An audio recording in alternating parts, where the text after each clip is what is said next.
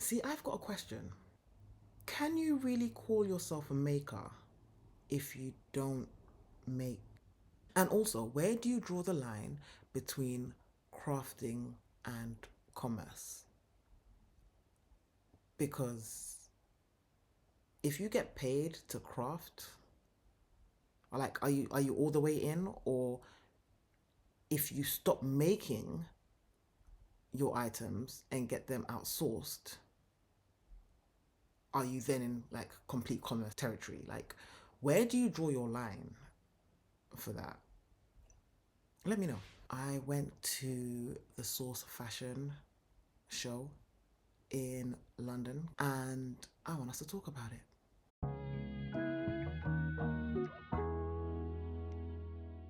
Hello and welcome to Not That Deep, where we're not that deep, but we also realize it's not that deep. I'm Tina. If you're new here, welcome. And if you're not, then welcome back. Thanks for joining me today. I went for inspiration, but instead I left with mixed feelings. It's not really a bad thing. It's been an interesting experience, I have to say. It really did get me thinking.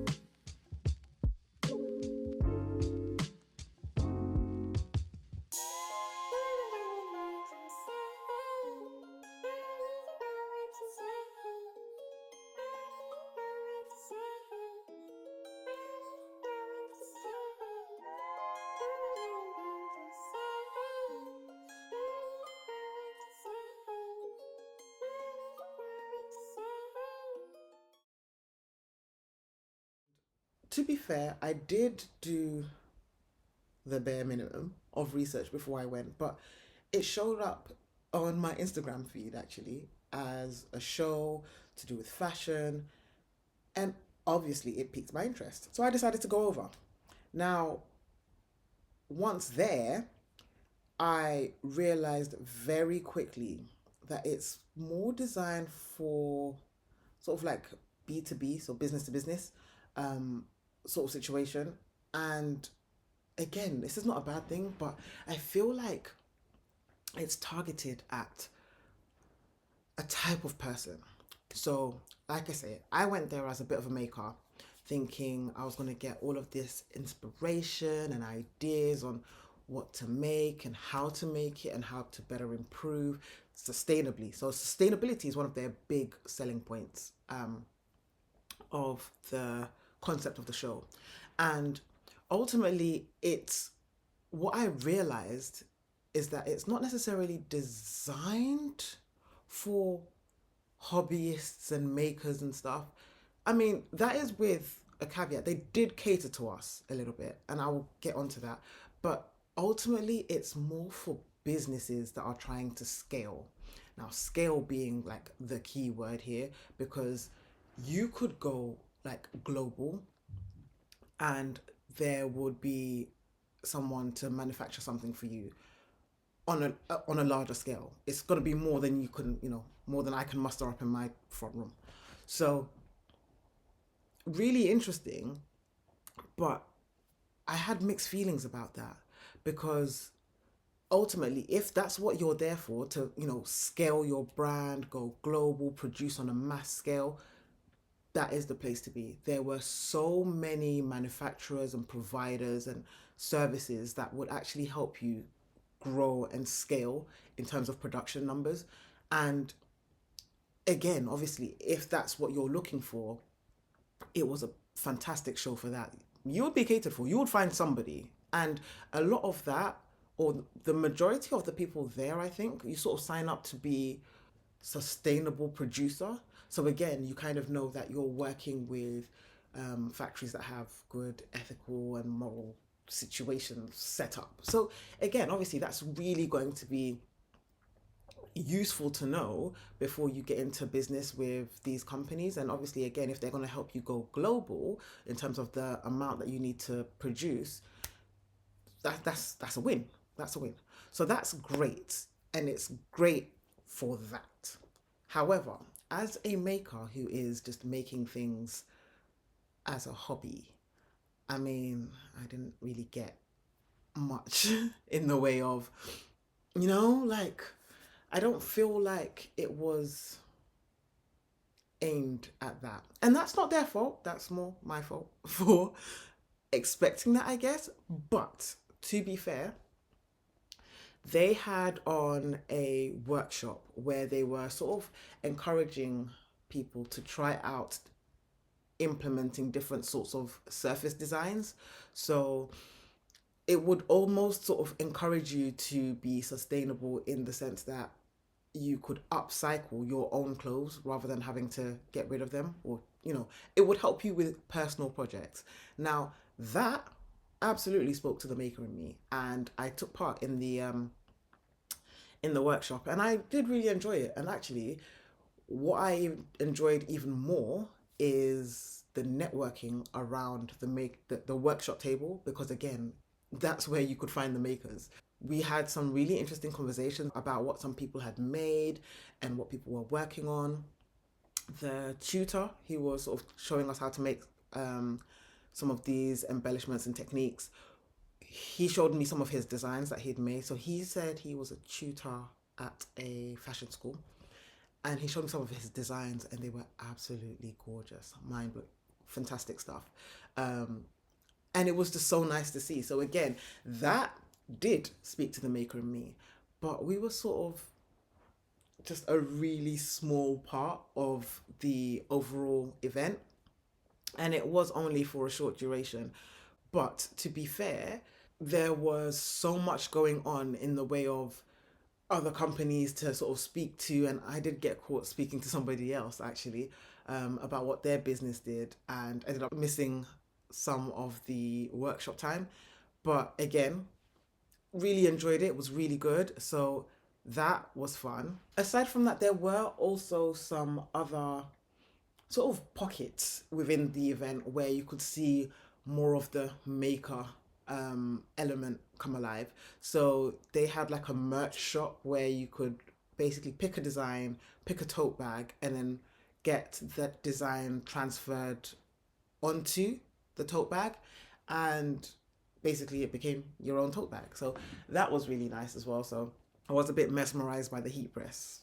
It's just, yeah, why not? And then there was also a badge making station. I was too preemptive about how the machine worked. The first thing I did was to put the sort of metal backing in the machine, and I put it in upside down. Too fast. But ultimately, with the help of one of the assistants, I was actually able to make a badge, and that was quite nice as well. So I got that to take away. No, little badge making machine. And ultimately, one of the things that made me really interested to even go to the show was the fashion show that I spoke about. Now that was good. So many cool designs on the runway. So nice to see. That was absolutely inspiring. And there was two particular elements of the fashion show where they had, one of them was, they referred to it as neo uniformity, I think it was called. And you could just sort of see the tailoring of the models walking down the stage, and it was just really, really nice. And then the other part that really intrigued me was a section called air layering, and you could just sort of see the movement of the clothes. Like, they had things that would just be like so soft and delicate and really like bounce and move in the wind. Again, really inspiring. So hopefully it would be nice to try and take that into some of my work, because I was sort of thinking, with crochet, maybe it requires me to use some of those sort of fluffier yarns and things, but I know those are kind of tricky. But again, it's just all part of the exploration, isn't it? So that was definitely interesting to watch. I did really enjoy the fashion show. So there's that. But again, these sections of the show were, like I say, the parts that I enjoyed, they just felt like you could get involved in some sort of way. They were actually inspirational. They, caused you to think about your own making journey in a weird way. Now, with the whole, oh, we'll provide you this service in terms of making you what you're requesting on a global scale, that's great and everything, but you don't really need to think about the making process. And some of them even had services where you would literally just need to do like basic customizations. Like the design was already there. So you could literally just come in, pick a design, pick a minimum quantity, and then the process is done. Like you can just go ahead like that. So again, really interesting, um, but not necessarily aimed at the hobbyist or the crafter that's into, sort of taking it slow and being mindful. And yeah, it was a really different vibe to that. Now, this is where it gets a little bit more, I find my inner conflict a little bit. So I'm going to prefix this by saying I do love me some retail. I know. I'm not necessarily a minimalist or a, I don't even know what the other term would be, but like I do enjoy retail. I do like fashion. I do like all of that stuff. Like I'm not going to be a hypocrite and say I don't buy anything. I clearly do. However, in my head, you've sort of got like your high street brands, and then you've got like your more bespoke sort of items. Now, with high street, I kind of get the concept of them being, you know, producers that produce on that sort of scale. It only makes sense. However, it was really interesting to see the accessibility that the show gives to the common person to be able to make things at scale.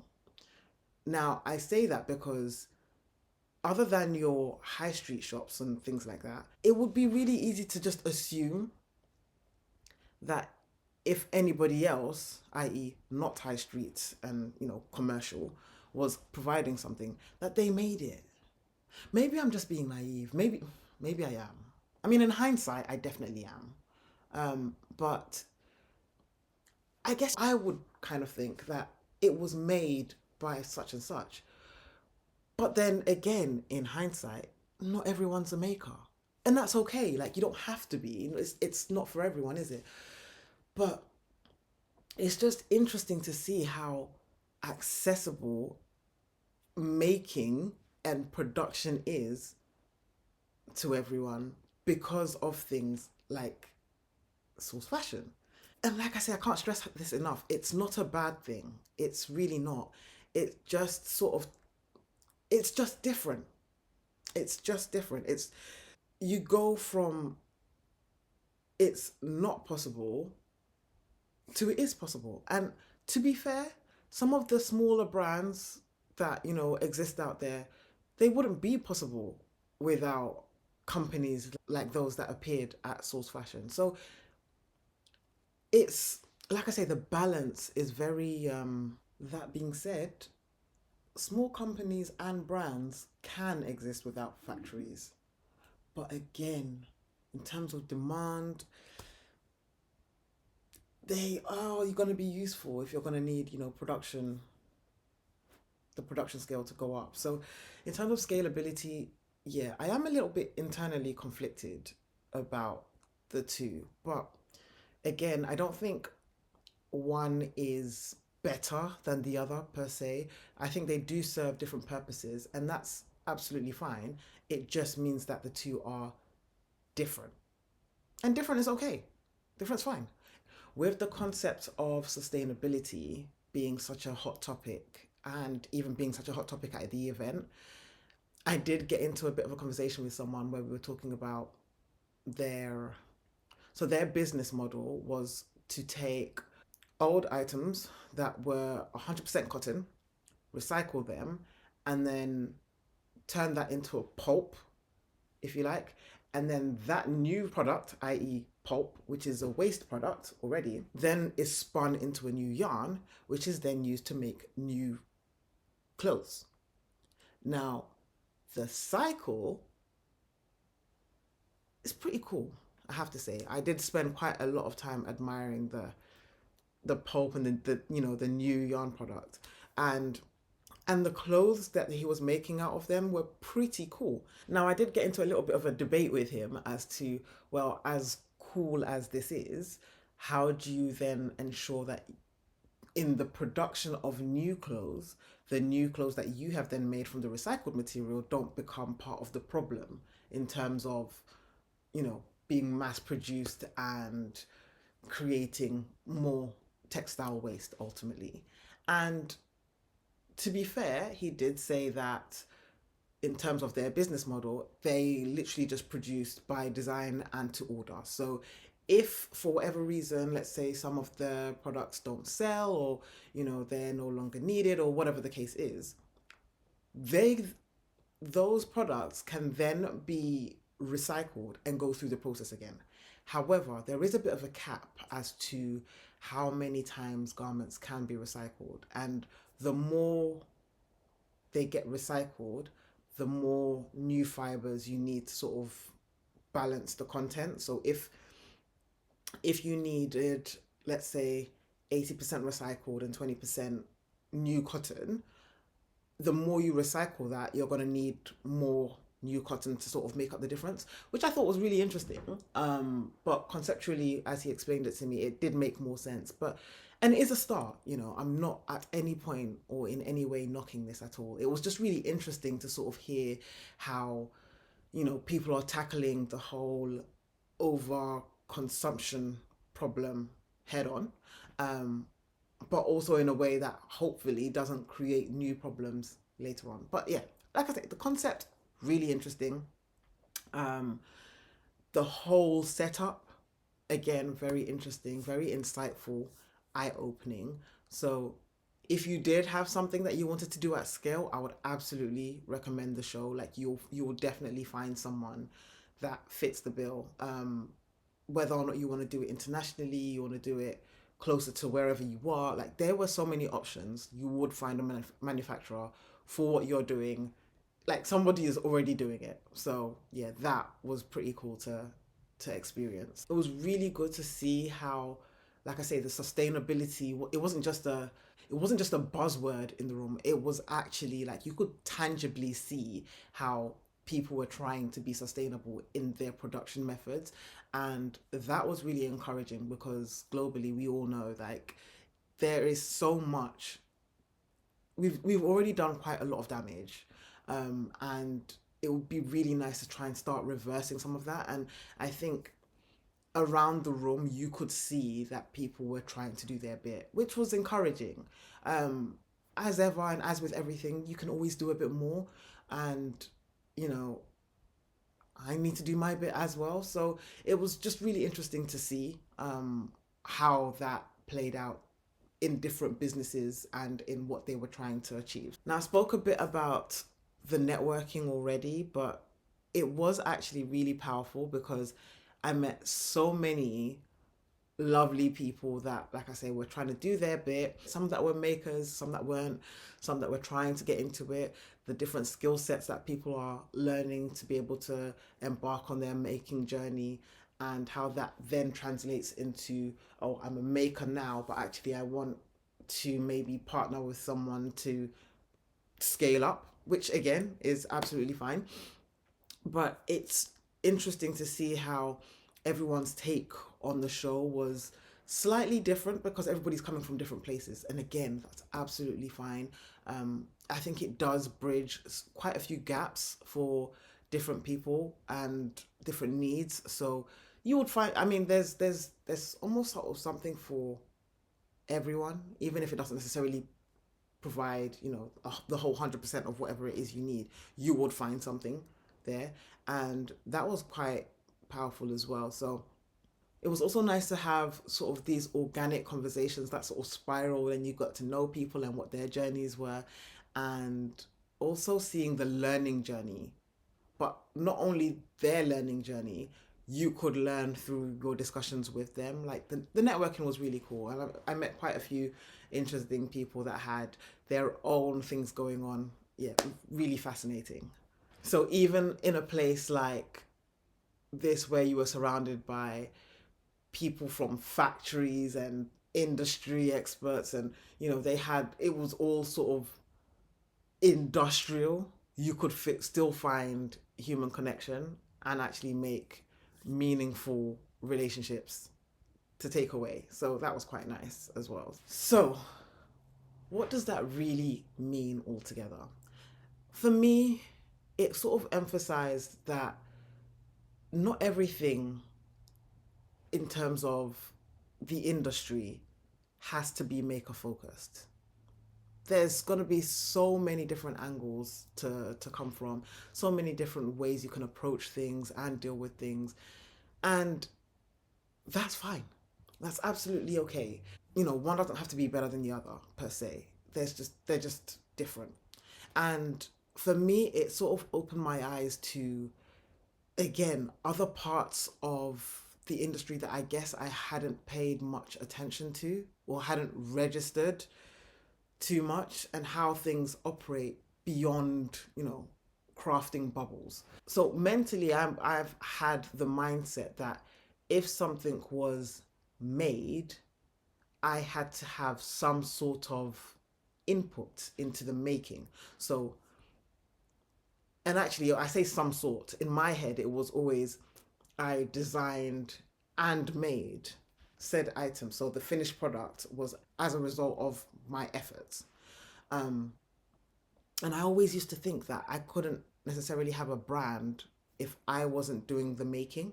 But this show literally showed to me that you just need to have the idea. Like that is actually accessible to you. You don't have to do the making. In fact, you barely need to do the designing. You just need to have an idea, have a willingness to want to participate in that forum. And if you've got that, you're in. With the right partners, with the right manufacturers, the right factories, you can be in there. And that is like wow to me. It's still wow because you don't need to necessarily go through the, at times, struggle of actually, finding the creativity, creating the output, watching the finished product actually come to life. You don't need to do any of that. Like that can literally be outsourced, and that is now therefore accessible to absolutely everyone, regardless of whether or not you're a maker. I mean, you might have an advantage if you're a maker, but it's not a necessity. You don't need to start off with that skill set. But at the same time, I really like that skill set. I can put things together and watch them come to life from my mind.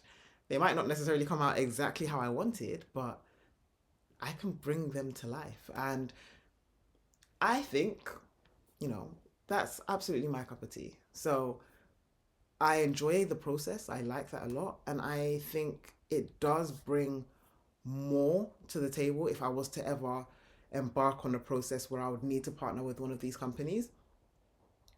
But it was just really interesting to see how much of the legwork has potentially been taken out of having to do all of the groundwork to get to an end product. Again, fascinating. I still think handmade has its place. There are some things that you just can't beat the uniqueness of, the absolute love that is poured into the item or the product as you're making it with, your own tools, your hands, whatever that may be. And, being able to think of your recipient as you're making it. Like it does not in any way for me replace the process of making on a smaller scale. So where you're sort of producing bespoke again by order or whatever the case is. Like that still absolutely has its place. And again, the key word for me is just different. It's different. It's not bad. It's not better. It's just different. They serve two different purposes, and I think that's absolutely reasonable. So those are my thoughts on attending the Source Fashion Show. What do you think? Do you think I was also completely naive? Is any of this news to you? Or were you already aware of how accessible the manufacturing market is to anyone? I'd love to know what your thoughts are, especially on like outsourcing, as I've discussed, versus handmade. Where do you sort of draw your line? What do you think about having both options, and do you actually think one is better than the other, or like me, do you just agree that they're just different and serve different purposes? I'd love to hear your thoughts. Let me know in the comments. Thank you so much for watching. I really hope you enjoyed this video. If you did, please give me a thumbs up, and if you've got any feedback or comments, just let me know down below, and subscribe if you haven't already so you don't miss what I've got coming up next, and I will see you in my next one. Thanks for watching.